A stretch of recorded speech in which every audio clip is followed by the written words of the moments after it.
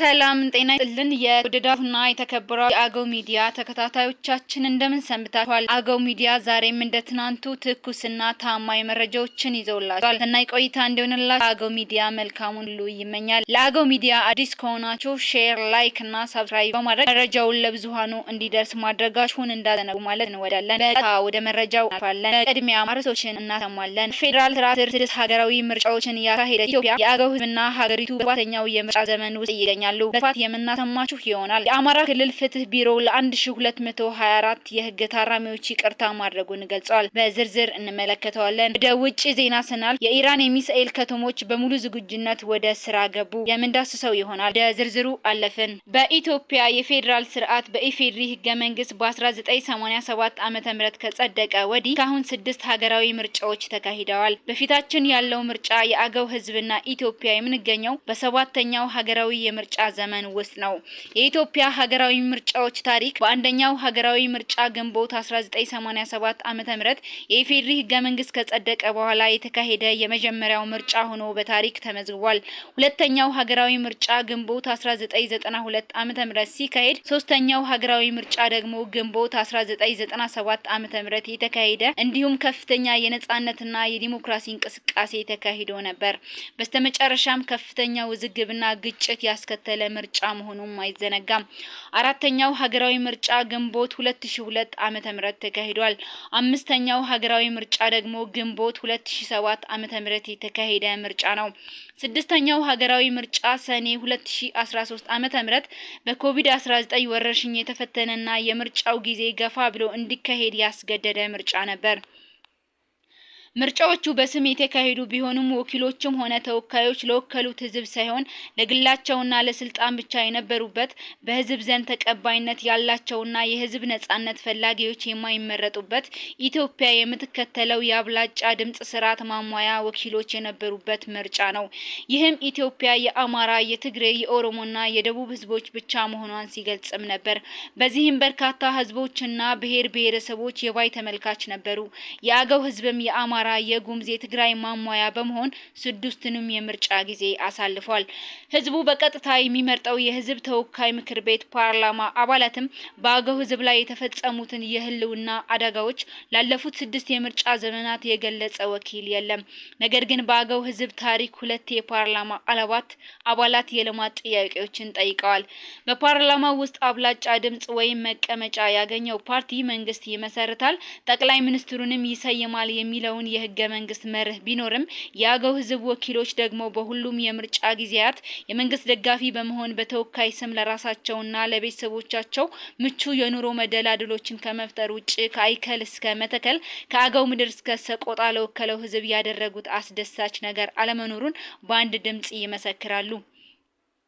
ሌላውን ብንተውና የቅርቡን ብናስታውሰው ላለፉት 3 ዓመታት በአገው አዊ፣ በአገው ህምራ፣ በቅማንት አገው፣ በመተከል አገው ህዝብ ላይ የተፈጸሙት የህልውናና ዘግናኝ የሰብአዊ መብት ጥሰቶችና ግድያዎች፣ ጭፍጨፋዎች፣ ዝርፊያዎች፣ መፈናቀሎችና ስደቶች ወዘተ የገለጸ አንድም ተወካይ የለም።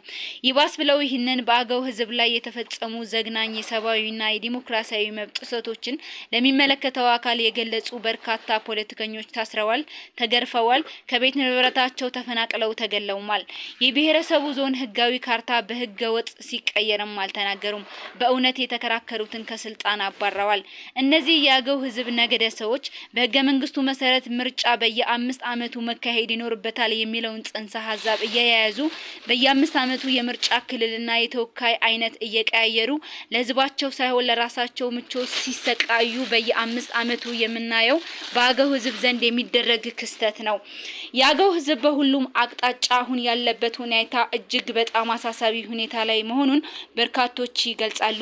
ለዚህ አሳሳቢነት ደግሞ ተጠያቂዎቹ ላለፉት 6 የምርጫ ጊዜያት የተወከሉ የክልልና የህዝብ ተወካይ ምክር ቤት አባላት መሆናቸውን ተወካዮች በስፋት ያብራራሉ።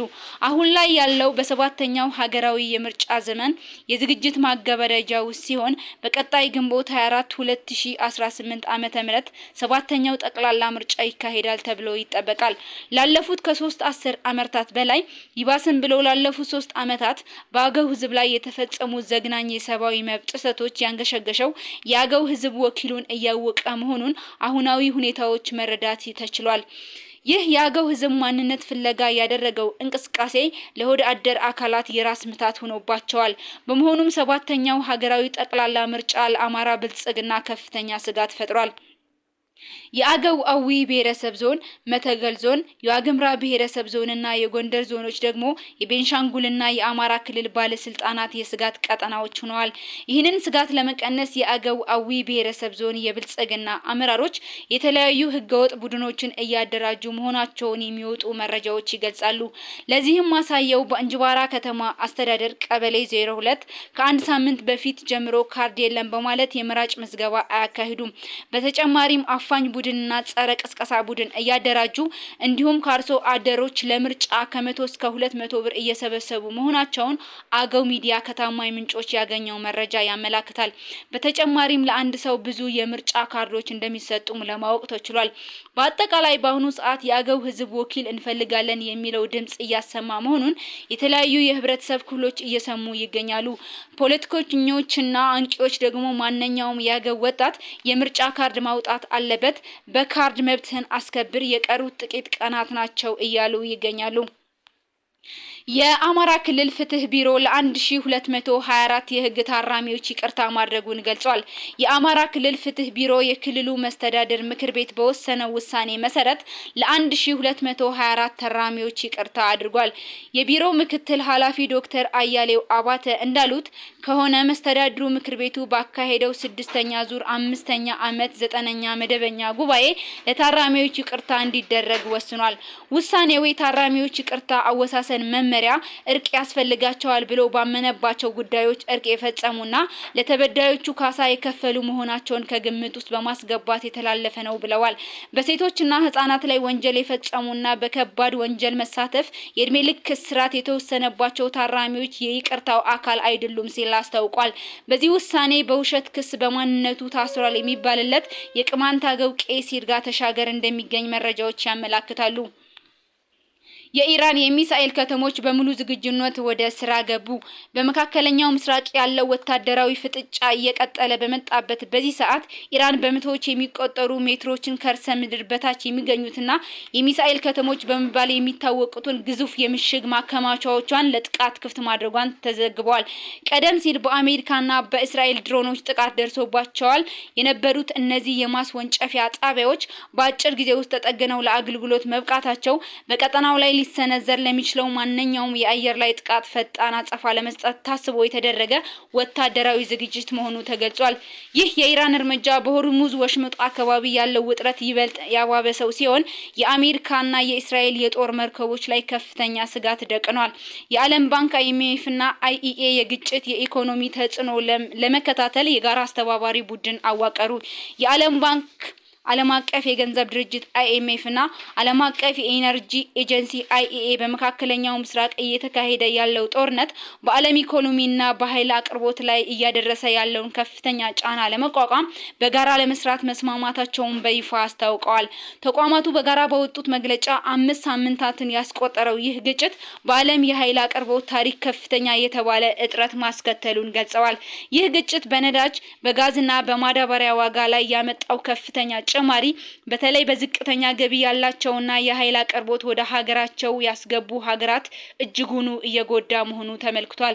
ከዚህም በተጨማሪ የሂሊየም ፎስፎረስና አልሙኒየም ንግድ መስተጓጎሉ እንዲሁም በጎልፍ ሀገራት የበረራ መቋረጦች ምክንያት የቱሪዝሙ ዘርፍ ክፉኛ መጎዳቱም ተገልጿል። አገው ሚዲያን ወዳችሁ ስለምትከታተሉንና ለሌሎች እንዲደርስ ሼር ስለምታደርጉ እያመሰገንን በሌላ ዝግጅት እስከምንገናኝ መልካሙን ተመኘን።